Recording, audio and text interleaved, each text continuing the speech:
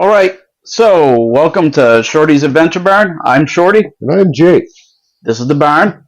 And we figured that we would just do a little down and dirty on what we pack when we go on our trips. Now, I've been doing long distance trips for a long time, since I was in my 20s. And That's a long time. yeah, it's a long time. I've done 6,000-mile runs in a couple of weeks, pretty consecutive now, a lot of years running, and I've done it on everything from like an Ultra Glide Classic, which is a rolling couch. I've done it on a 9-foot long chopper. I've done it on a Sportster, on a Softail, on a crotch rocket. Been there, kind of done it. And don't forget that was a hardtail. Hardtail. Yep. It was welded at one point. So what we figured we'd share with you, Jake joined me on a trip. Oh, a while ago. So, and it was going to be his first really long distance trip. So I did kind of a build up with Jake and talked about what I've found that works good for equipment. I'm a guy that when I find something that works, I stick to it, and I get kind of disappointed if a company goes out of business or tries to get things done cheaper. That's one of those things that annoys me, because when I find something that works, man, I like to stick with it. That first trip was that 3-day trip that we were going to do Mount Washington. I wanted to take the bike up Mount Washington.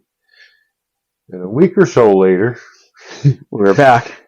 But we did do Acadia in Maine, did New Hampshire, did Vermont.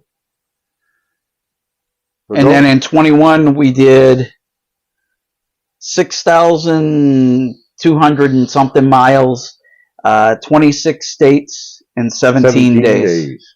And we spent 3 or 4 of that in Tennessee. Yep. It's a playground down there. Anybody that rides a motorcycle has to go to Tennessee at least once. But I digress.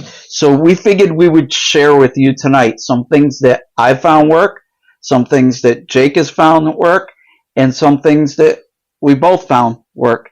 And once again, the cool thing is you're talking about two guys that are very different in size and shape, and yet we found a product in common that generally works for the both of us, which is nice. So I'm going to go right directly from my saddlebags. What I like to do is I call it my stuff and things. So I have a bag that's basically set up with stuff that I might need on my ride, and I like to have at my fingertips really quick. And then I have my living quarters bag, which is my tent and my other gear. So this is my I might need it bag.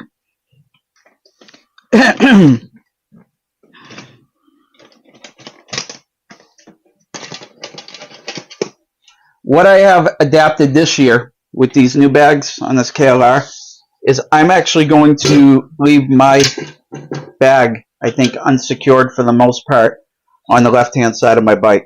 And that's because I'm carrying a real nice first aid kit. And I figured, why be selfish with it? I might as well mark it. And then that way, if I go down and I'm unable to speak, maybe somebody will see that there's a first aid kit in there. That's a nice one you got. Yeah. Everybody should have some kind of first aid stuff.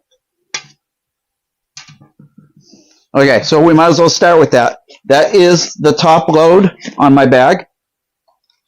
This is my new first aid kit. This is a blood pressure cuff and a stethoscope in this bag. And then in this bag, this is a My Medic, MyFac Pro bag.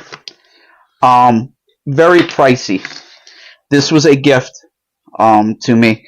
A family member that knows how much riding I do and the places that we go, and the fact that we are very removed sometimes, wanted to make sure that I was well taken care of. So this, you're looking at the better part, I think, of $300 for this bag. but how much is your life worth? Or somebody else's. Or somebody else's. So this kit is very organized, and that's what makes it so great. Everything is really clear. This is a big thing that I never really thought of, that this year has taken more of an important role with me, and that's some quick clot. If you're on a motorcycle, really, look at how tiny this is. Everybody should have at least one package, I think, of quick clot. It could save your life. Even if it only slowed a major bleed down, it might be enough for help to be there. So I won't go through this piece for piece, but as you can see, I mean, it's got fresh water caplets in it. It's got airways. It has quick tape, quick cast. You name it, it has it. It's an unbelievable bag. And how many times have we stopped? Almost every trip I go on, I stop for somebody or stop at an accident scene, and I end up in the thick of it. And you know, with a little bit of knowledge and some tools, you can fix somebody up on the side of the road pretty good. Okay. We weren't even 2 hours into our big trip, Our first one, yeah. our first trip, and actually, I think they can see the picture right there on the corner. We were in Williston, Vermont, and we ended up rendering first aid to a woman at a rest stop. So there's that. So first aid kit. Look, something that should be top loaded, I think, in every bag. In every pocket, probably. Yep. Some dry toilet paper, some dry paper towels, and a couple of Ziploc bags. You need them. When you need them, you need them. Next one, very near and dear to my heart also. I am a hammock guy, and I am going to give a shout out to my boy Misfit out there in Washington State. We spent a year researching hammocks years ago. Decided it was something we wanted to get into. So this is my hammock. My hammock has what's called no seam, no more netting. The bugs can't get me from the top. And then this hammock actually has a sleeve, because if you don't know anything about hammocking, you don't sleep right down the center of a hammock. You're supposed to sleep at a 33-degree angle across the hammock, and that allows you to sleep flat. This goes one more step, and I carry a pad for the ground pad. This has a sleeve in it that accepts the ground pad, and it puts the ground pad at a 33-degree angle. That does two things. It allows you to sleep nice and flat, and when you're down sleeping on the side of the Mississippi River, it stops the mosquitoes that have needles that long on their beak from getting you from underneath. And my brother will testify to that, because we know for fact that's how that goes down there on the side of the Mississippi. Oh, then bug bites on the rear end is always fun on a motorcycle trip. So I am huge on this company. They're a very small company. My brother introduced me to them about, probably 13 years ago. They're Hammock Bliss. I love their product. I beat their product up. This is the third one that I've owned, and I absolutely love them. And they just keep getting better and better. Okay, so we had some equipment failure again. Ran out of battery power. So I'm going to start with the straps. What I was saying was, when you go to certain campgrounds, state campgrounds, federal campgrounds, a lot of people do not like you just throwing the slim ropes that come with a hammock around a tree. Spend the money, get some hammock tree savers. They come with carabiners on them. They adjust quickly, and they'll hold an awful lot of weight. The other thing that they're great for is if you need to dry some laundry, you can stretch the straps right out and tie them together and dry your laundry. So there is that. So that's my hammock. Love hammocking. Give it a try. All right. This, with the way that I ride and the way that I camp, this has become a necessity. Jake, what is this? Looks like a green pouch to me. This is my magic tarp. The reason I call it a magic tarp is it's green. Once you cover your bike with this tarp, as long as your bike is 5 or 10 feet within inside a tree line, it disappears. People don't see it anymore. They drive right by. You don't exist. This is also great if you get caught in that freak rainstorm. You can put 2 bikes 10 feet apart, throw this over it, and make yourself a cup of coffee underneath the tarp and stay nice and dry. I highly recommend. This one is very lightweight. This was bought years ago at Sportsman's Warehouse. I would love to find another one. It folds up to just about nothing. Will stuff into just about any configuration. It weighs 1.5 pounds, 2 pounds. It's perfect. All this stuff is stuff that goes in our saddlebags. I always top load one of those. When it gets cold out at night, one of the biggest things that'll bring down morale is when you start getting too cold. So covers your head, covers your neck, covers your throat. You can bring it up over your mouth, your face. I highly recommend getting one. And it makes him much better looking when he puts it on backwards. Perfect. Yep. Something that takes up some space, but is worth the space. A good set of rain gear. This is a Harley Davidson bag. There is not Harley Davidson rain gear in here. It's actually some Joe Rocket gear. I like it a lot. It's thick. It's still lightweight. Not very breathable. But the jacket it has a tight waist strap that rides high, and the jacket goes thigh level. So you have a big overlap, and the pants are made to go right up to your chest. So you have a lot of overlap, so that rain really has to work to blow up and get you wet. I've always said I do not mind being cold, and I do not mind being wet, but not both together. Yeah, cold and wet is a bad thing. This is my tool bag. I used to carry a couple of old shaving kits that had tools thrown in it. I have just spent what I think is probably a really good $35, and this is now my tools. I have everything kind of compartmentalized to where I have electrical stuff. These are my miscellaneous. We can talk. I'll do a tool segment some other time because there's kind of too much material to cover. But we can talk about what's in my tools. Tools weren't included in the $35. No, this is all built. And believe it or not, there's a ball peen hammer in here, and there's a wrench big enough to pull my axle in here. And it rolls up to be about softball size around and foot long maybe. It does have some weight to it. Not going to lie there. Well, we've been in some spots where if you don't have the tool with you, you're not going to get it. Now, my buddy Jake introduced me to one of these when we went on our trip, and I will not be caught without one ever again. This is a cheap Harbor Freight moving blanket.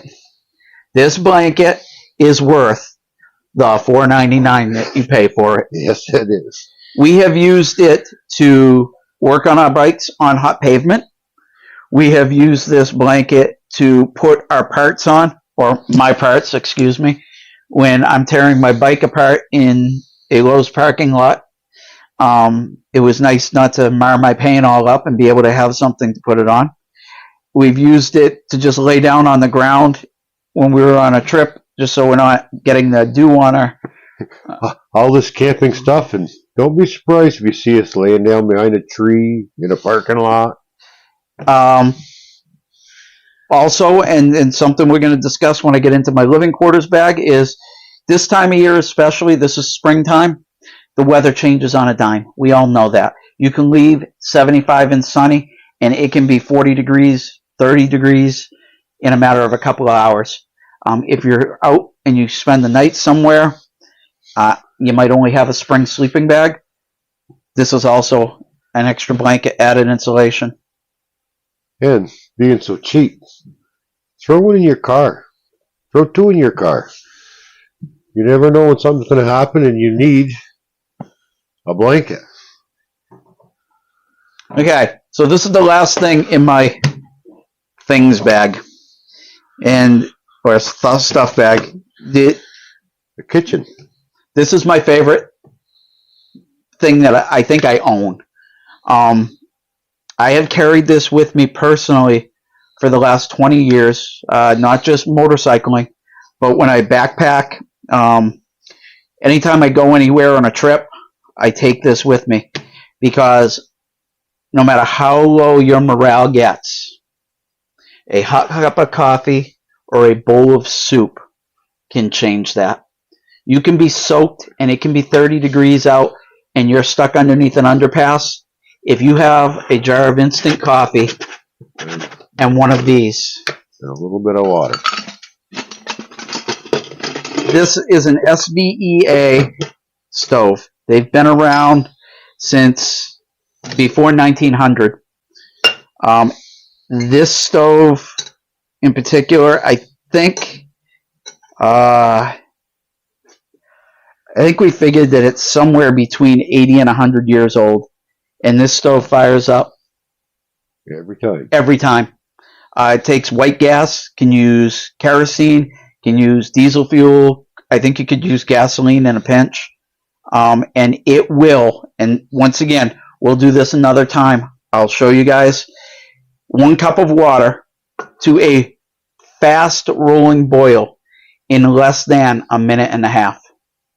So if you're stuck underneath an underpass, as soon as I take this out, I know I'm going to have something warm in a minute and a half.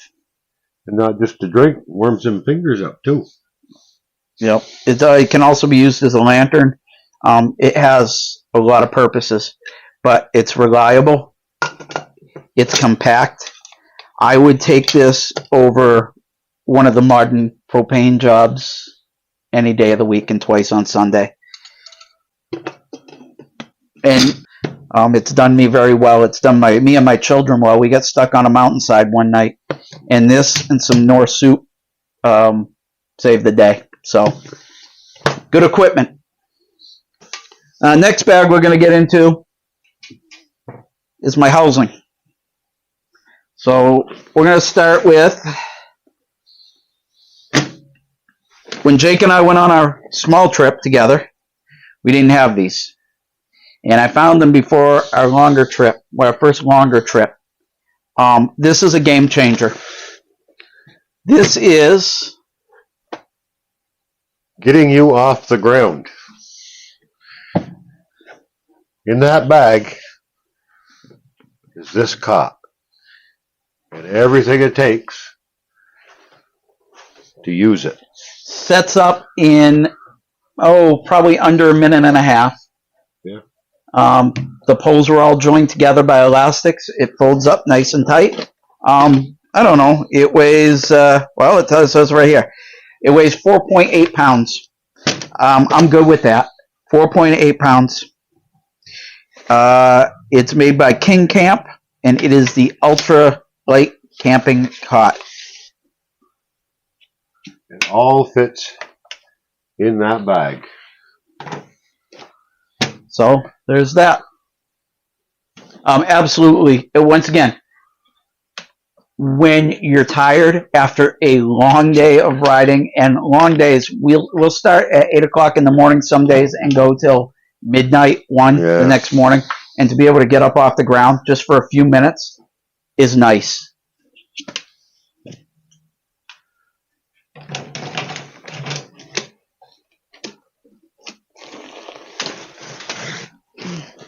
This is my tent.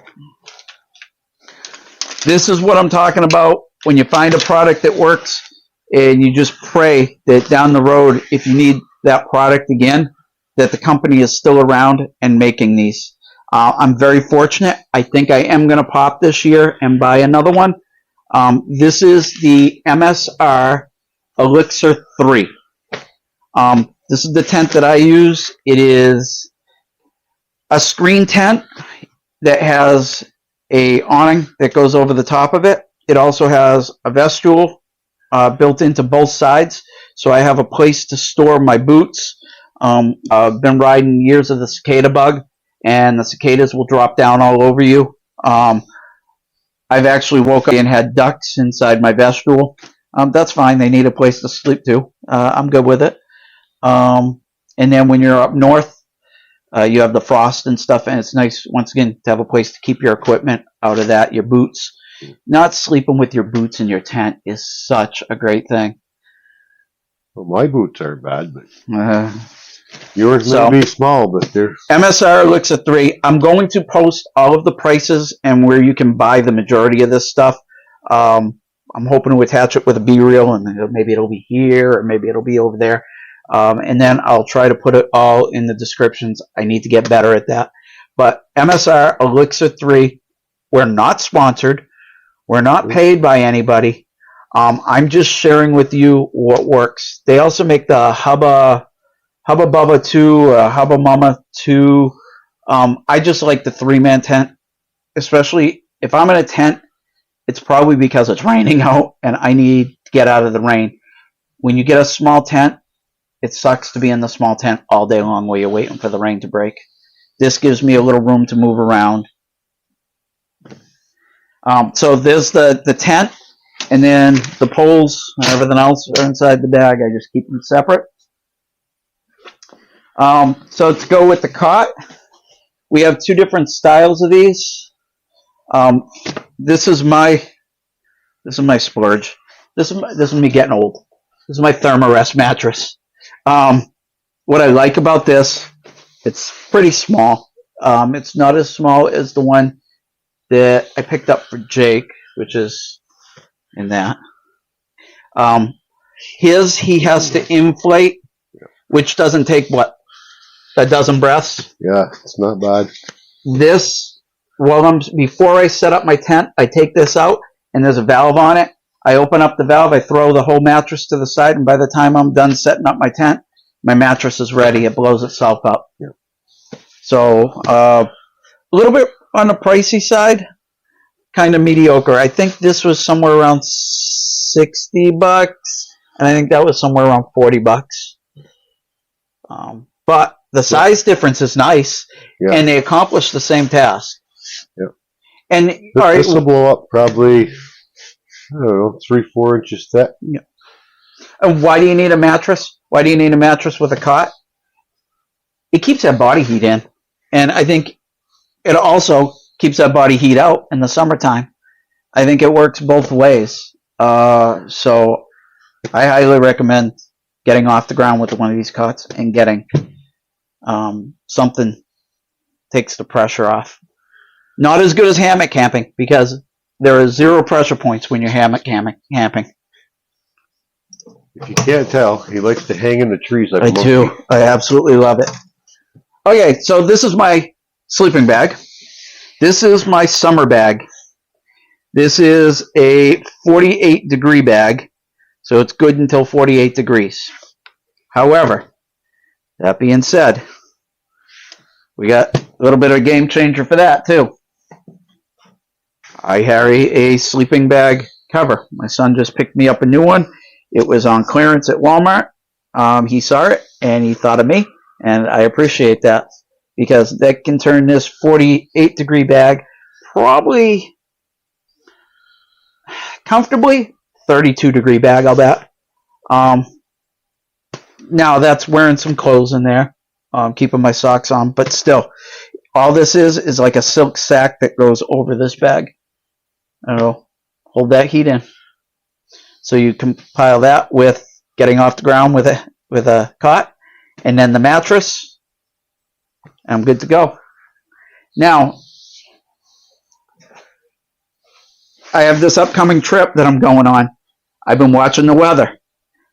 The question is, do I trade this bag for this bag? Because this is a 30-degree bag, and with this cover, now I know I'm going to be warm. I'm kind of tossed up on it. The only downfall is I now have to put this in a dry sack and put it outside the bike. So I'm probably going to go with this and just deal with it. I think I'll be all right, because if I get that cold, what else do I have with me? My moving blanket. Yes, you I do. can always cuddle up in my moving blanket. So there's that. All right. I was scared there for a minute because I thought he was looking at me with love in his eyes. I'm not going on this one. Anybody that knows me is going to laugh because they know what this is. This blanket has traveled with me everywhere that I have gone since I was 17 years old. This is probably laid on the ground at some point in, I would say, probably 38 different states. It's been used to lay on, excuse me, everything from an afternoon nap under a tree to working on my motorcycle to, I don't know. It travels with me everywhere I go. It's in my car with me. It's on the back of my motorcycle if I'm traveling on my motorcycle. It goes to hunting camp with me. This blanket goes everywhere. It is my fail-safe. It's wool. It's always warm. It stays relatively dry. It dries out quick if it does get wet. I've used it to sleep on top of a Jersey barrier in the middle of a rainstorm on an interstate. I don't know what else to say about it. This blanket probably has the better part of 500,000 road miles on it, and that's not an exaggeration. And I won't give it up. So that's my blankie. It's okay, Linus. Huh? Yeah, it's okay. And then while we're doing it, I figure I might as well show you one last thing I got going on here. Once again, the people that know me know I am this crazy. Generally for me, riding starts and riding ends around 28 degrees is my cutoff. To ride in 28-degree weather, you have to be special. On top of being special, you got to figure out what you're going to wear to stay warm. These are my military issue gloves that have a wool, or mittens that have a wool liner in them. Has a separate index finger and thumb so that I can work buttons. I don't know. I've had these for probably, well, my kids were talking about them. They got to be 35 years old anyway that I've had them. And then these are my Air Force Arctic bib overalls that I got about 25 years ago now, and I would not trade these for anything you're offering. These have wool on the inside. They're relatively lightweight. Zippers that run all the way up the sides. Zippers that run around the knees to let some ventilation in. There's zippers that run from the waist down to the knee. You can adjust them however you're comfortable. And once again, road miles. I can't even begin to tell you how many road miles these have, and I have never been cold. So these will be going with me on this trip. I have decided, because the weather looks like it is going to be a little bit chilly, and I'm not caring about what I look like. I am caring about how cold I am. And I do not believe I will be cold with these. So, that is everything I carry in my bike for a trip. And I still have room, believe it or not, for 4 or 5 days worth of clothes. I have room for a towel. Towels are something to talk about. Okay, so the last thing I'm going to talk about, I think, microfiber towels. There's so much that I can share. I'm passionate. It's my love. Taking these bikes all over the country, and I pass the infection on. You look at this pile, and believe it or not, it all fits in these saddlebags. And I know where everything is. later this year, we're going to be living for a month off the bikes with this stuff. Our kitchen, our tents, our living quarters. I do carry a small mess kit too. I just didn't have that out here for some reason. But where I was going before I got distracted once again was microfiber towels. I buy a brand new package of these each time I go on a trip. Greasy hands, throw them away. Take a shower, need a bath in a stream, right here. These will dry you off. As soon as they get wet, you snap them out and you can dry off again. Sweat. We've had some hellacious days. Texarkana, Texas, Arkansas, Louisiana. Do not eat the spicy stuff in Louisiana. And then get on the interstate. When it's 100 degrees and 90-something% humidity. So this is basically the stuff that I carry outside of clothes and everything else. And it all fits in the saddlebags. I try really hard not to let anything top ride. We go into metropolitan areas, and you don't want to leave anything out in the open for people to take interest in. And again, that's where that green tarp comes in too. You can be in the middle of the city. There can be 1,000 people around you, around your bike. As soon as you cover it with a tarp and a couple of bungees, it disappears. People aren't interested anymore. It just goes away. So there's something to be said for a cheap green tarp. Nylon. Yeah. What do you think? Got anything else you want to add? You've been there with me. You've seen it. I think you've covered everything. Like I said before, even with all this stuff, don't be surprised if you find us sleeping on a stump, behind a bush, in a parking lot. You, especially you Harley guys, but anybody else too. T-shirts. Look, I leave with a couple of T-shirts for a 3-4 week trip. There's always sitting in a laundromat in your underwear to wash your clothes. And as far as T-shirts go, I'll wear a T-shirt until it gets really dirty, and then I will go buy one because I know I'm going to want a souvenir shirt at some point. I'll put on my brand new souvenir shirt. I'll swing by the post office.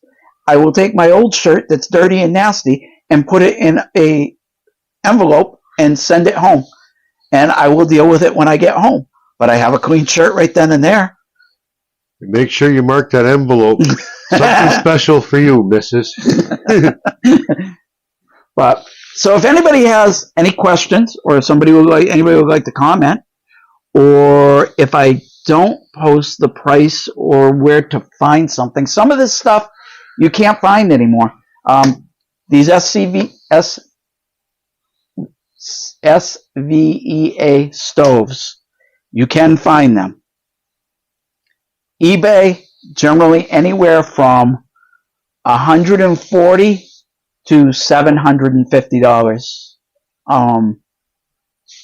But you can also go to your local outdoor supply place and get one that runs on propane or white gas. Number one kerosene. Yeah.